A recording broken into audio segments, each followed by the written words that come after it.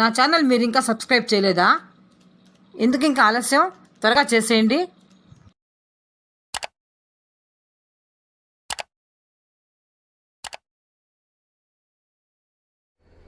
Sripati Nirmala YouTube channel వీక్షిస్తున్న ప్రేక్షకులందరికీ నమస్కారం. Thursdays in black towards a world without rape and violence అనే కార్యక్రమానికి మరొకసారి మీకు స్వాగతం పలుకుతున్నాను. ఈ బేస్తవారం మీతో మాట్లాడడానికి మనకు ముఖ్యమైన వ్యక్తి మీ ముందుకు వచ్చారు. ఈ వారం మీ ముందుకు వచ్చే వ్యక్తి మరెవరో కాదు, శ్రీమతి అరుణ శిల్పాదేవి గారు. వీరు అడ్వకేట్ గా తిరుపతిలో ప్రాక్టీస్ లో ఉంటున్నారు. Young and energetic dynamic advocate. నమస్కారం అండి. చూస్తున్నారు కదా అరుణ శిల్పాదేవి గారిని. వీరు చిన్న వయసులోనే చాలా చక్కగా వివాహం అయిన తర్వాత, పిల్లలు పుట్టిన తర్వాత తన కెరీర్ ని ఎంచుకొని దానిలో సక్సెస్ అయ్యి ఈరోజు ఒక అడ్వకేట్ గా తిరుపతిలో ప్రాక్టీస్ చేస్తున్నారు. మరి ముఖ్యంగా వారి గురించి మీకు పరిచయం చేయాలంటే ఒక మంచి విషయం చెప్పాలండి. తను ఎక్కువ సామాజిక స్పృహ కలిగినటువంటి వ్యక్తి.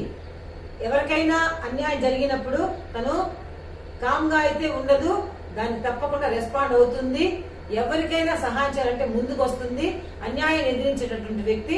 మరి ముఖ్యంగా తనకున్నటువంటి ఆ యొక్క కోర్టు పరిధిలో కూడా తన అందరితో స్నేహభావంతో ఉంటూ, తన ఫ్యామిలీని చూసుకుంటూ, అట్ ద సేమ్ టైం తన ప్రొఫెషన్ ని కొనసాగించుకుంటూ బ్యాలెన్స్డ్ గా జీవిస్తూ ఎంతో మందికి తన ఇక్కడ ఒక మోడల్ గా ఉంటుంది.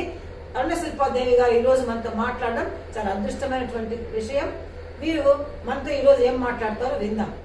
ముందుగా ఈ అవకాశం కల్పించినందుకు మీకు అందరికి నమస్కారాలు, ధన్యవాదాలు చెప్పుకుంటున్నాను. లాక్డౌన్ వల్ల బయట ఎక్కడా వచ్చి ఏమి ప్రోగ్రామ్స్ చేయలేము అనుకున్నాను, కానీ ఈ రోజు నాకు ఒక మంచి ఛాన్స్ అండి. శిల్ప గారు ఎవరో కాదు, నా ఫ్రెండ్ కు కూతురు.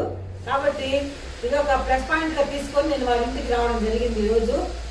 అదర్వైజ్ నేను లాక్డౌన్ లో బయటికి రాలేని పరిస్థితుల్లో వీడియోలు వేరే వాళ్ళు పంపించి నేను దాన్ని ఎడిట్ చేసి పంపిస్తున్నాను. ఈ రోజైతే ఒక లైవ్ కార్యక్రమం ద్వారా అరుణ శిల్ప గారితో మనం మాట్లాడుకుందాం.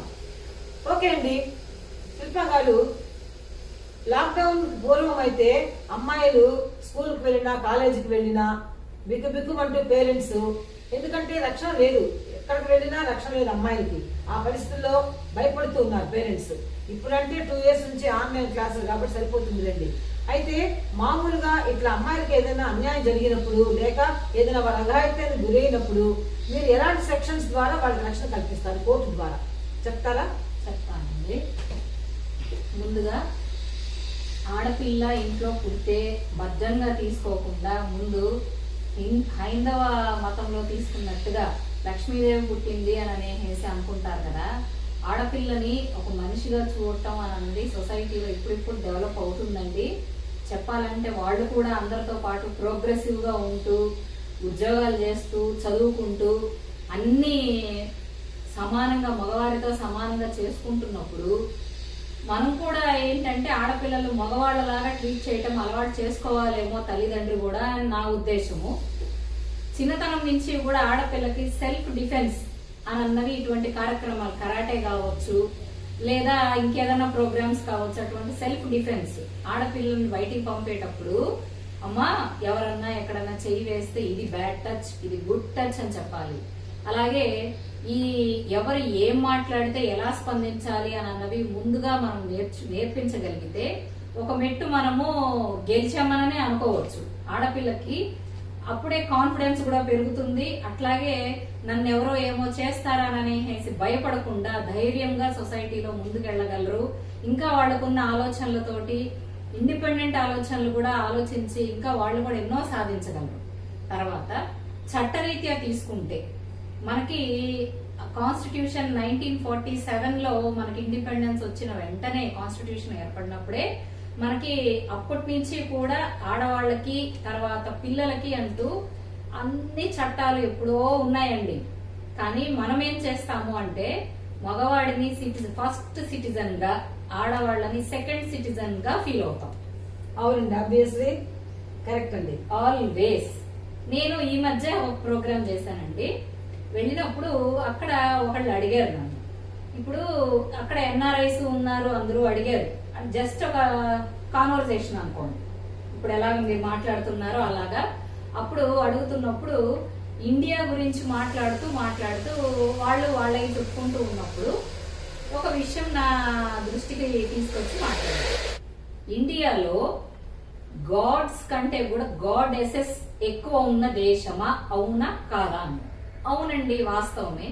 ఎందుకంటే దేవుడు అననేసి అనుకోని పూజింపబడే వాళ్ళు అన్ని మతాలవి తీసుకుంటే, ఇస్లాం మతంలో తీసుకుంటే మొహమ్మద్ని ప్రవక్తగా తీసుకుని పూజిస్తారు, అది మగవాడు.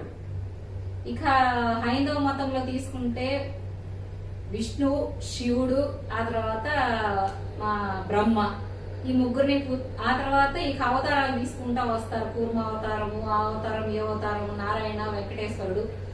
లిమిటెడ్ గా ఉన్నారనమాట జెంట్స్. లేడీస్ దగ్గరకు వచ్చేటప్పటికి అంటే గాడెసెస్ గా తీసుకుంటున్నప్పుడు చాలా మందిని గాడెసెస్ గా చూస్తున్న దేశం కదా ఇది. అటువంటప్పుడు ఆడవాళ్ళని మీద అఘాయిత్యాలు జరుగుతున్న దాంట్లో కూడా India is the toppest rate. అంటే ఉమెన్ కి ప్రొటెక్షన్ లేని దేశము ఇండియా అన్నారు. అవునండి, వాస్తవమే అన్నారు. ఎందుకంటే ఇట్ ఈస్ హ్యాపెనింగ్ కాబట్టి మన వాస్తవాన్ని నేను ఒప్పుకున్నాను. అయితే నేను ఒక్క మాట చెప్తున్నానండి, అంటే ఇది ఒక ప్లాట్ఫామ్ గా తీసుకుని నేను కూడా చెప్పాలనుకున్నాను. మనం ఎలా ఇందాక అనుకున్నాం కదా, ఎలా ఒక జెంట్ ని, ఒక మగవాడిని ఫస్ట్ సిటిజన్ గా, లేడీని సెకండ్ సిటిజన్ గా ఎలా తీసుకుంటామో అలాంటి స్పృహనే ఇండియాలో ఉన్న ఆడవాళ్ళకి మరి ఎక్కువగా ఉంటుందండి కంపేర్డ్ టు అదర్ కంట్రీస్. ఎలా అనంటే నేను ఒక మాట చెప్తాను. ఇప్పుడు ఒక భార్య భర్త పెళ్ళయిన తర్వాత భార్య అన్నది నా భర్తకి నేను సేవ చెయ్యాలి, నా భర్తని నేను చూసుకోవాలి, అలాగే ఆయన్ని ప్రతి ఒక్క ఇన్కన్వీనియన్సీతో పాటు కూడా అతన్ని యాక్సెప్ట్ చేస్తుందండి భార్య. వాస్తవమా కాదనండి? వాస్తవం. ఇది అంటే నేను ఒక మాట ఇక్కడ చెప్పదలుచుకున్నాను ఏంటంటే, ఇండియాలో గాడెసెస్ ని ఎక్కువ పూజ చేస్తారండి, గాడ్స్ తక్కువ ఉన్నారు, అయినా ఇక్కడ ఇన్ని అఘాయిత్యాలు జరుగుతున్నాయి అని అంటే, ఇండియాలో ఫ్యామిలీస్ ఎన్ని ఉన్నాయి, డివోర్స్డ్ ఫ్యామిలీస్ ఎన్ని ఉన్నాయి, what is the ratio of divorce ఒకసారి గూగుల్లో సర్చ్ చేస్తే 1% ఆర్ ఆల్మోస్ట్ 0 వస్తుందండి. ఫ్యామిలీతోనే ఏదైనా స్టార్ట్ అవుతుంది, ఎండ్ అయ్యేది ఫ్యామిలీ దగ్గరే. ఎందుకు ఈ మాట చెప్తున్నానంటే, ఒక మగవాడు గాని ఆడపిల్ల గాని క్రూరంగా తయారవ్వాలి అని అంటే అది కేవలం ఫ్యామిలీలో పెంపకం మీదనే ఆధారపడి ఉంటుందండి. మగవాడికి ఎంతసేపు నువ్వు ఏడవకూడదురా, నువ్వు మగపిల్లవాడివి అంటారు. ఆడపిల్ల దగ్గరకు వచ్చేటప్పటికి ఏది జరిగినా కూడా నువ్వు బయటికి చెప్పకూడదు అంటాం. ఎందుకు చెప్పకూడదు? దానికి ఆడపిల్ల ప్రశ్న చేస్తే నువ్వు ప్రశ్నిస్తే నువ్వు ఆడపిల్లవి, నువ్వు ప్రశ్నించకూడదు అంటాము. ఇటువంటి స్పృహ అన్నది మనం ఫస్ట్ పేరెంట్స్ గా మనం ఇంతకాలము ఆలోచించింది తప్పు. ఆడపిల్ల కూడా ప్రశ్నించగలదు, అందరినీ సమానంగా చూడాలి, మగపిల్లవాడితో పాటు ఆడపిల్లను కూడా సమానంగా చూడగలిగిన రోజు మనము ఫస్ట్ ఆడపిల్లలకి ఈ అఘాయిత్యాలన్నీ జరగటానికి ఒక మెట్టు ధైర్యాన్ని నూరిపోసామేమో అని నేను అనుకుంటానండి. రెండో విషయం చెప్తాను. ఒక కుటుంబంలో భార్య భర్తని ఎన్నో కంప్లైంట్స్ చేస్తారండి ఒకళ్ళ మీద ఒకళ్ళు. అదే ఒక్కళ్ళు ఎవరన్నా వెళ్ళి ఎందుకండి ఇలాగ పేచీలు పడుతూ కలిసి ఉండటము, విడిపోవచ్చు కదా మీరు అనండి ఒక్క మాట ఎవరన్నా కూడా ఇమ్మీడియట్ గా ఏమంటారు, ఇదేంటిది మేము బాగుండటం నచ్చక వీళ్ళు ఇట్లా చాడీలు చెప్తున్నారా అని అంటారు. దట్ ఈజ్ ఇండియన్ ఫ్యామిలీ అంటానండి నేనైతే. దానివల్ల డివోర్స్ రేట్ అన్నది ఆల్మోస్ట్ 0 ఉంటున్నది కంపేర్డ్ టు అదర్ కంట్రీస్. వేరే దేశాలతో పోల్చుకుంటే కొద్ది కాలం వీళ్ళతోటి, ఆ తర్వాత ఇంకొకళ్ళతోటి, పిల్లలు ఇంకొకళ్ళతోటి, అంటే ఒక నానుడి లాగా ఉంది కదా, your children and my children are playing with our children అన్నట్టుగా ఈ కల్చర్ ఇండియాలో లేదు. I can proudly say we are Indians ఈ విషయంలో అని. మనకున్న constitution it is being incorporated. అన్ని కంట్రీస్ నుంచి కూడా లాస్ అన్ని తీసుకొచ్చి ఇన్కార్పొరేట్ అయినా కూడా వీఆర్ మనకి ఏంటి ఈ కాన్స్టిట్యూషన్ ఇచ్చింది అని అంటే, we have a special provision for women and children అండి. దానివల్ల ఏంటంటే ఉద్యోగస్తులుగా ఉన్న ఆడవాళ్ళకి ఫస్ట్ అపాయింట్మెంట్ ఇస్తున్నప్పుడు కూడా వాళ్ళు ఉంటున్న ఇంటికి దగ్గరగా ఇవ్వాలి అన్న ఈ ప్రొవిజన్ ఉంది. అలాగే ఆడవాళ్లు పోలీస్ స్టేషన్ కి వెళ్తే కూడా ఒకవేళ ఎటువంటి నేరం జరిగినా వాళ్ళని అరెస్ట్ చేసినా కూడా రాత్రిపూట పోలీస్ స్టేషన్ లో ఉంచరు. ఇదొక చట్టం. మూడోది చెప్తున్నాను, ఒక ఆడ మనిషికి దగ్గరికి వెళ్ళాలి అని అంటే లేడీ కానిస్టేబుల్ కంపల్సరీ ఉండాలి, లేడీ కానిస్టేబుల్ ని కంపెనీ ఇవ్వాలి. అలాగే ఒక బాధితురాలు అంటే ఉమ్మెనే బాధితురాలు అవుతుంది, బాధితుడు అవుతాడు కదా మగవాడు. బాధితురాలుగా ఉన్న వాళ్ళు వెళ్తే వాళ్ళని women and child welfare department లో ఉన్న వాళ్ళు ప్రొటెక్టింగ్ ఆఫీసర్స్ గా వ్యవహరించి వాళ్ళ మీద జరిగిన అంటే హక్కును చేర్చుకొని వాళ్ళని కాలేజ్ హోమ్స్ లో పెట్టి ప్రొటెక్షన్ ఇవ్వటం గాని ఇవన్నీ మనకు చాలా ఉన్నాయండి.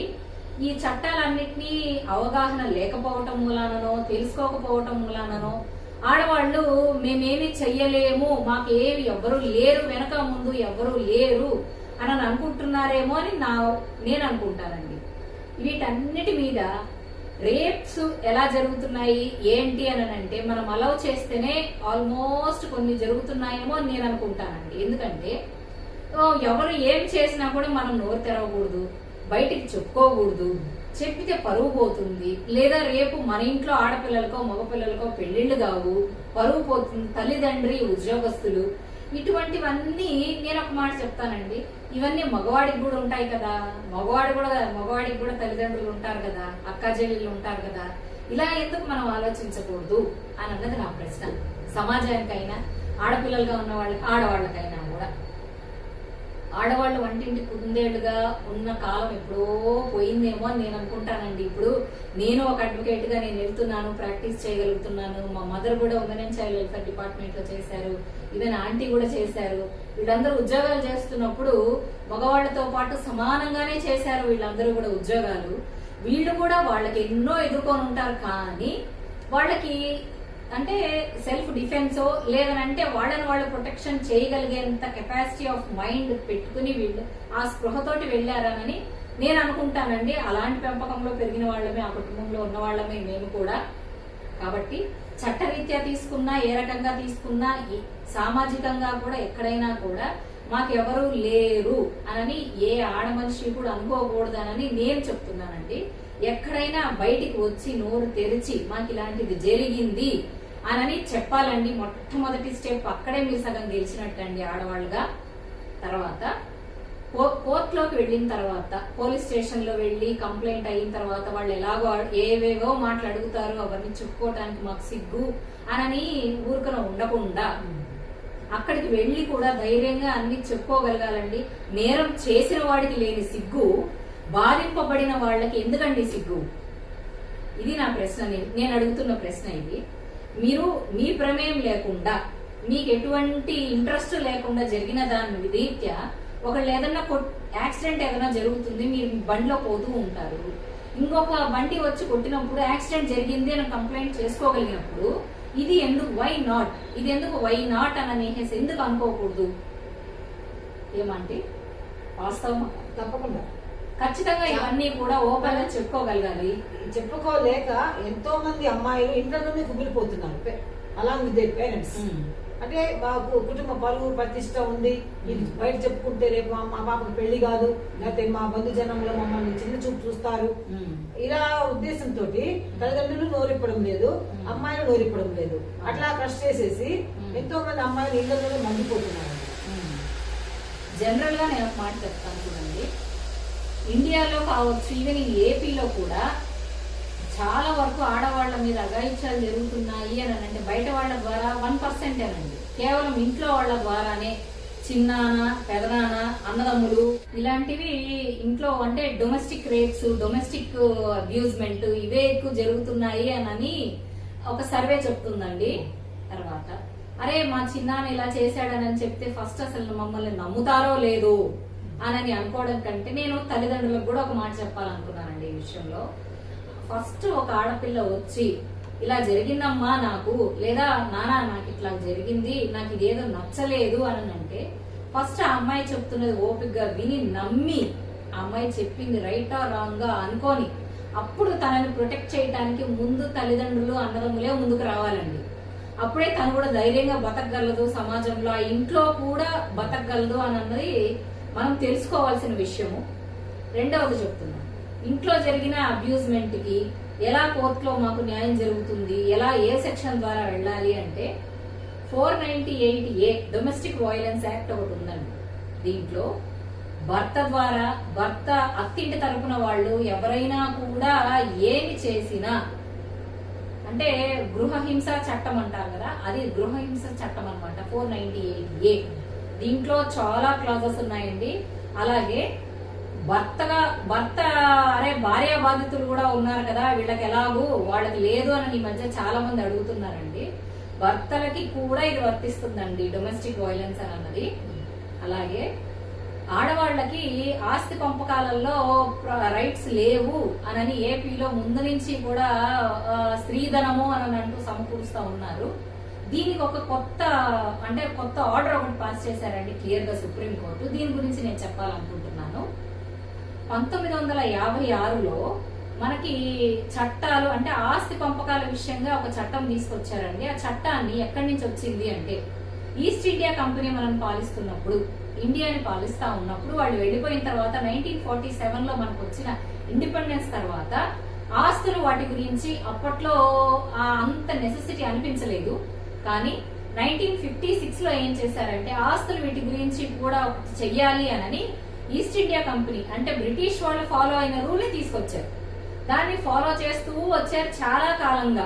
అంటే ఆడవాళ్ళకి అని అంటూ ప్రాపర్ రైట్స్ ఏమి ఇవ్వలేదండి.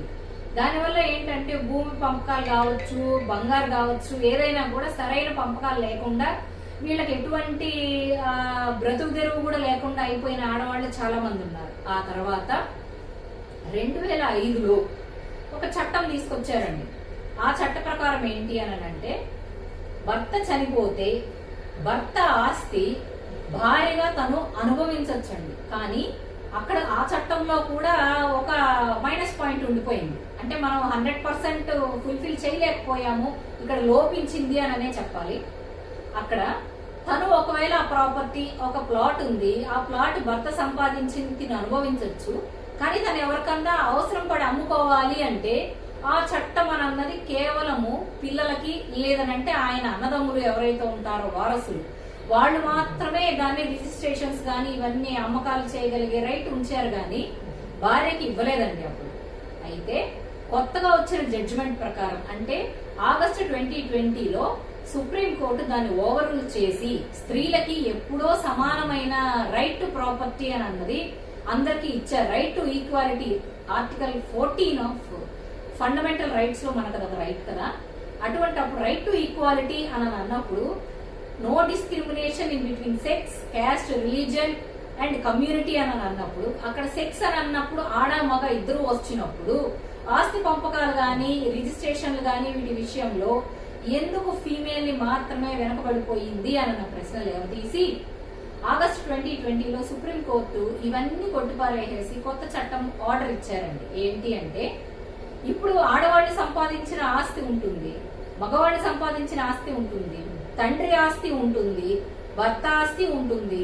భర్త అనుకోని రీత్యా ఏదైనా జరిగి చనిపోవచ్చు, ఒకవేళ పిల్లలు ఉండొచ్చు ఉండకపోవచ్చు, అన్నదమ్ములు ఉండొచ్చు ఉండకపోవచ్చు, భర్త అనాథ అయి ఉండొచ్చు. ఇటువంటి పరిస్థితుల్లో ఆడవాళ్ళకి రిజిస్ట్రేషన్స్ కానీ అమ్ముకోవడానికి కానీ ఇటువంటి హక్కు లేకపోతే ఆ ప్రాపర్టీ అబాస్ పాలు అయిపోవలసిందే, ఎవరికి లేకుండా అయిపోవలసిందే, దళారుల పాలు అయిపోవలసిందే.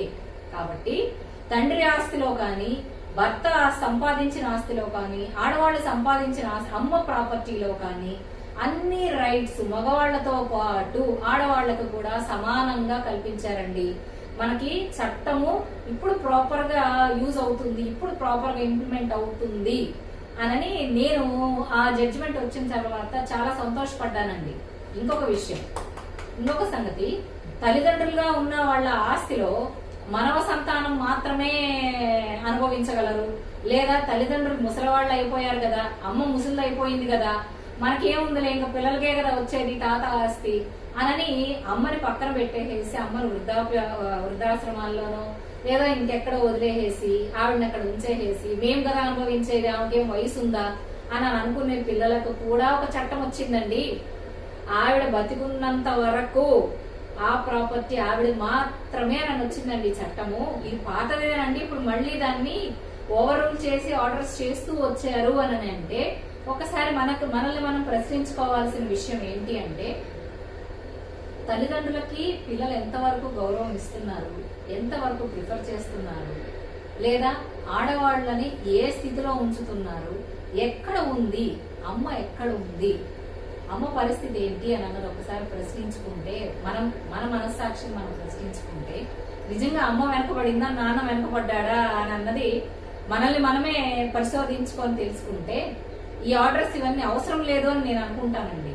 అమ్మ లేకపోతే భూమి మీద ఉనికి లేదు కదా, తల్లి ద్వారానే కదండి ఏదైనా కూడా, అమ్మ కంటేనే కదా మనం పుట్టాము. ఇది ఫస్ట్ స్త్రీనిగా గౌరవించగలిగితే సమాజంలో స్త్రీల మీద జరిగే అఘాయిత్యాలు ఆల్మోస్ట్ జీరో అయిపోతాయి అని అన్నది నా అభిప్రాయం అండి. ఈ దీన్ని ఉపయోగించుకుంటారని నేను నమ్ముతూ సెలవు తీసుకుంటున్నానండి. ఓకే అండి, ఇంతసేపు విన్నారు కదా ఆ వాక్ ప్రవాహం. అడ్డుకట్ట వేయలేం. శిల్ప గారు మాటలు స్టార్ట్ చేశారంటే ఇక ఎవరు ఆపడం మన తరం కాదండి. అలా వెళ్ళిపోతూనే ఉంటారు. కానీ అవన్నీ ముత్యాలే, రత్నాలే, అంత వాల్యుబుల్ మాటలే వస్తాయి తన నోట్ల నుంచి. శిల్ప తన కెరీర్ లో ఏ విధంగా చేసిందో దాని నిదర్శనంగా ఈ రోజు మీకు ఈ అవార్డు నేను చూపించాలనుకుంటున్నాను. చూడండి, 2018 లో మహిళా శక్తి పురస్కార్ అవార్డు గ్రహీత, 2020 లో చూడండి మహిళా శిరోమణి అవార్డు. ఈ వయసులోనే తను 2 అవార్డ్స్ పొందుకున్నారు. మరి దాన్ని బట్టి ఆమె కెపాసిటీ మనం అర్థం చేసుకుంటాం.